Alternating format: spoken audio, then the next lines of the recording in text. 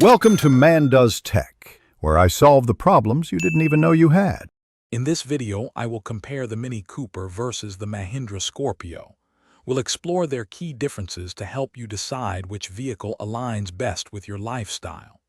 The Mini Cooper is known for its distinctive style and nimble city driving, while the Scorpio offers rugged performance and spaciousness.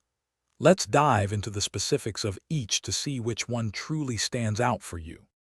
When it comes to performance, the Mini Cooper offers a spirited driving experience, perfect for navigating city streets with its responsive engine and tight turning radius.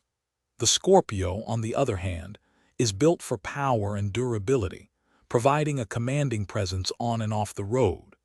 Its higher ground clearance and robust suspension are ideal for adventurous journeys, offering a different kind of thrill. Inside, the Mini Cooper boasts a unique, driver-focused cockpit with premium materials and advanced infotainment options. It's designed for a more intimate driving experience. The Scorpio prioritizes practicality and space, offering comfortable seating for up to 7 passengers, and a rugged interior built to withstand various conditions.